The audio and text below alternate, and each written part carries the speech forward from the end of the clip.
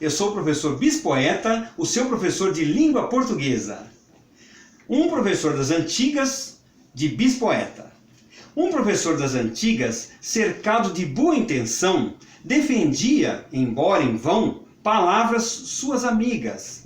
Com certo temor percebi seu purismo inveterado, quando ergueu seu brado: não é táxi, é taxi, com toda a força no i, como em abacaxi. Ouvi com todo respeito, mas senti em meu peito certo exagero do mestre contra os termos estrangeiros em desfavor aos brasileiros. E havia outro teste, a palavra era colmeia, que segundo o professor, sem o menor pudor, deveria ser tal meia. Eu, aluno aplicado, respeitei a opinião do mestre ancião. Não assimilei o recado. Entendo hoje que a fala é patrimônio de quem usa, e o professor se abusa, sua autoridade se cala. Mais uma vez nós trouxemos essa brincadeira poética para tratar dessa questão muito ainda controvertida com a questão do certo, errado, adequado e inadequado. Muitas pessoas, embora nós, professores que já nos livramos dessa questão do purismo, defendamos que é adequado e inadequado, ainda tem muitas pessoas que chegam e perguntam: mas professor, isso é certo ou errado? Mais uma vez vou enfatizar, não podemos mais falar modernamente em certo ou errado. Falamos em adequado e inadequado. É como a questão da colmeia ou colmeia. Nós não podemos obrigar uma pessoa a pronunciar colmeia se ela se sente mais confortável pronunciando colmeia, como eu citei ali daquele professor, um grande professor, mas ele ainda tinha esses ares puristas. Tudo bem? Bem, agora nós vamos dar prosseguimento à nossa nona parte a respeito do substantivo. Vamos ver como se comporta o substantivo no plural dos nomes próprios. Os nomes próprios usados no plural fazem o plural obedecendo às normas dos nomes comuns. E a língua padrão recomenda se ponham no plural e não no singular. Vamos ver esse exemplo de Camilo Castelo Branco? O fidalgo dos Vitos Alarcões tratou da cabeça na cama uns 15 dias. Vejam que o nome próprio foi todo para o plural e aqui ficou a contração da preposição de com o artigo os dos Vitos Alarcões. Tem mais um exemplo ainda. Seria um garfo meritório do tronco dos Parmas dessa, ao qual ele, Rui de Nelas, se glorificava de seu estranho. Muito bem, aqui também foi utilizado dos Parmas dessa. Todavia, não é raro o uso do singular na língua literária. Os brasileiros do Sul, os Correia de Sá, perdiam muito do encanto dessas obras. Perceberam que mesmo na área literária, mesmo entre os grandes escritores, existe essa oscilação entre usar os nomes próprios ora no singular, ora no plural. Percebam que aqui foi utilizado os Correia de Sá, e aqui no exemplo de Castelo Branco, Vitos Alarcões, foi tudo para o plural. Então existe essa flutuação. É porque não é uma ciência exata. Vocês sabem que a língua portuguesa é uma ciência humana. Portanto, não há uma fórmula exata para se tratar da língua portuguesa. Muito bem. Vamos ver como se comportam os plurais dos nomes estrangeiros não assimilados. Os nomes estrangeiros que se adaptaram ao sistema fonológico do português têm o seu plural consoante as normas vigentes. Por exemplo, clube, clubes. Algumas instituições, como Sport Club Corinthians Paulista, ainda utiliza no seu emblema o club como se fosse em inglês. Agora, quando nós verificarmos que essa palavra, como nós já sabemos que essa palavra está aportuguesada, onde ela estiver como clube, nós vamos usar no plural clubes, porque é uma palavra perfeitamente integrada ao português. Vamos ver como funciona em dólar. Dólar, dólares. Repórter, repórteres. abajur, abajures, ultimato, ultimatos, memorando, memorandos, confete, confetes. Os não assimilados ao nosso idioma tomam duas direções. A. Terminam com S sem pretender coincidir com as regras do plural da língua originária. Ou B. Regulando-se pelas normas da língua estrangeira, o que, em geral, é o procedimento recomendado na língua padrão e nos textos científicos. Não só nos textos científicos, mas eu diria até que é bastante elegante escrever a forma plural conforme recomenda a língua estrangeira. Nós vamos ver isso no exemplo.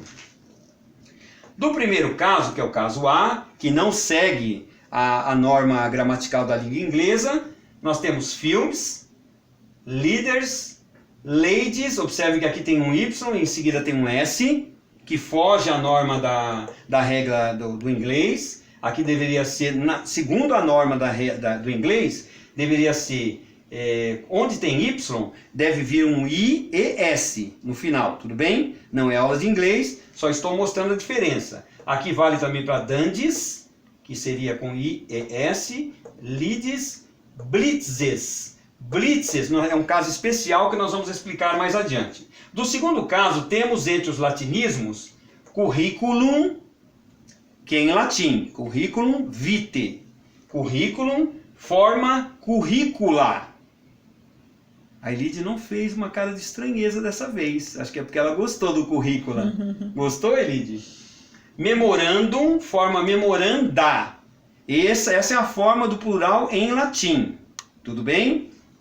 Corpus, corpora. O currículo é muito simples a gente fugir dessa questão de colocar currícula no plural.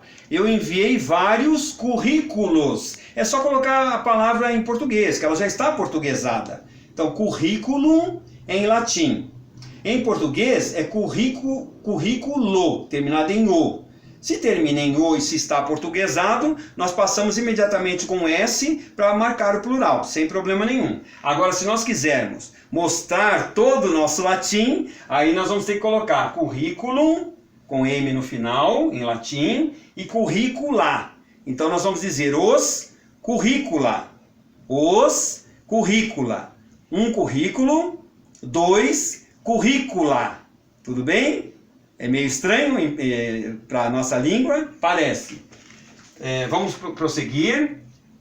Que podem ser aportuguesadas no singular em currículo, currículos, o que eu tinha acabado de dizer. Memorandos, corpo, que é bastante raro. É muito mais provável, na linguagem científica, nós encontrarmos como corpus. Corpus, corpora. Tudo bem? Campus forma campi, ou campos, os campi. Entre os gregos cabe citar topos, que vai dar o plural topoi, logos, que vai dar o plural logoi, onoma, que vai dar o plural onômata. É até difícil de pronunciar, esse é trava-língua, Elide. Não.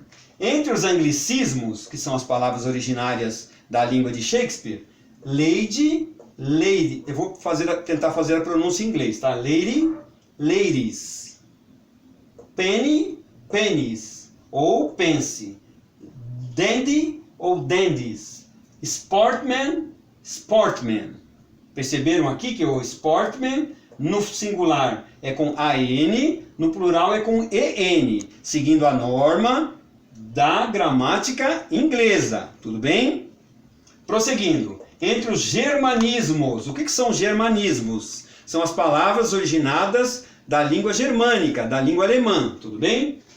Aqui nós temos lead, que forma líder, no plural. Leitmotiv, que forma leitmotiven. Temos blitz, que é uma palavra bastante conhecida nossa. Quem já passou pelo trânsito já viu alguma blitz. E tem também aquela famosa banda do passado, a banda Blitz, que no plural forma blitzen. Blitzen. Então, se nós quisermos utilizar a linguagem correta, nós vamos escrever a polícia fez várias blitzen no bairro. Ou seja, ela fez mais de uma blitz. Então foram várias blitzen, que é o recomendado em português padrão. A prova acontecerá em todos os campi da instituição. Isso acontece também, sabe em qual língua? No italiano. Inclusive, acho que aqui, vamos ver se tem alguma... Não, aqui ele não colocou nada de italiano, mas o plural de italiano é sempre em i. Então é paparazzo, paparazzi. Eu vou escrever aqui embaixo para ficar mais claro, tá? Então tem os paparazzo, que é muito comum, muito falado, né?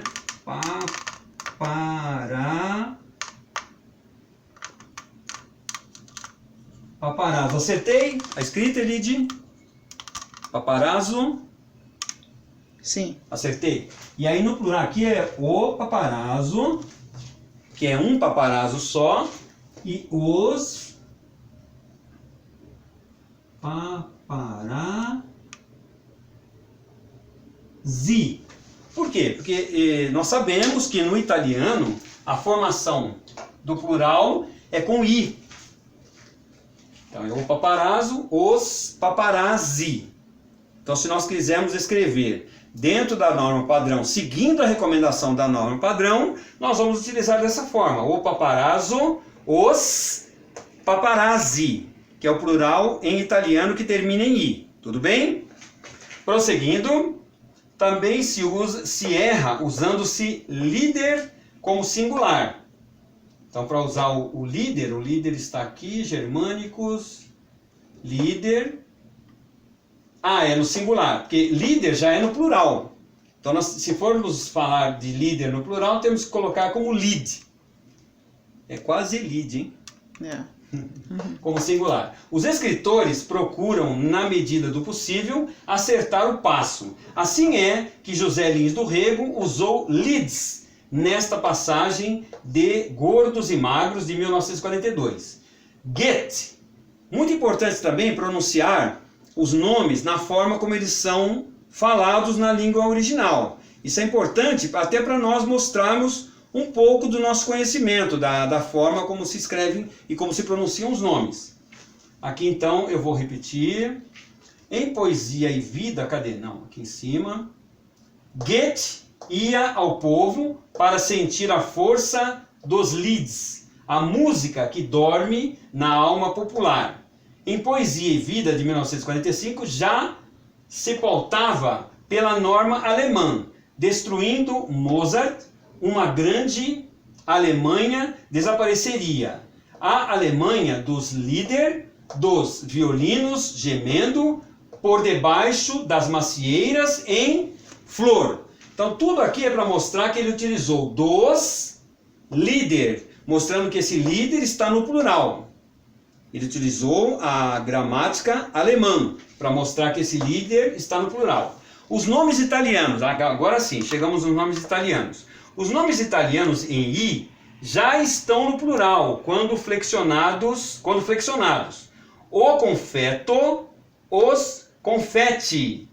Mas isto não impediu que um escritor correto, como o Latino Coelho, fizesse o plural com acréscimo do S.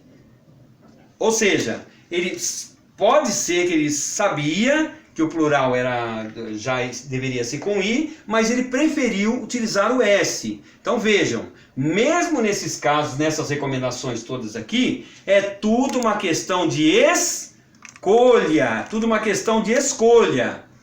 Depois de todas essas explicações a respeito dos plurais nas línguas originais, se a pessoa quiser escrever o paparazzo e os paparazzos, nada impede que a pessoa escreva dessa maneira, porque ela está fugindo da norma de escrita no italiano e prefere utilizar a norma do português. Em português nós sabemos que a palavra quando termina em a, em o, em geral vai ter um s na sequência. Então o paparazzo, os paparazzos. Se preferir escrever mostrando que conhece a pluralização em italiano, escreva os paparazzi. É tudo uma questão de escolha. Tudo bem? Muito bem. chegamos ao final de mais esta teleaula. Espero que vocês tenham gostado. Continuem se inscrevendo no canal, continuem tocando no sininho, dando seu ok, dando seu positivo, colocando seus comentários. Eu vou ficar muito feliz em responder a todos os comentários. E não se esqueçam, estou no Google, para me localizar é muito fácil, é só colocar Bispoeta, tudo junto, Bispoeta, e vocês vão me encontrar em todas as redes sociais, tudo bem? Fiquem com Deus e tenham uma boa tarde.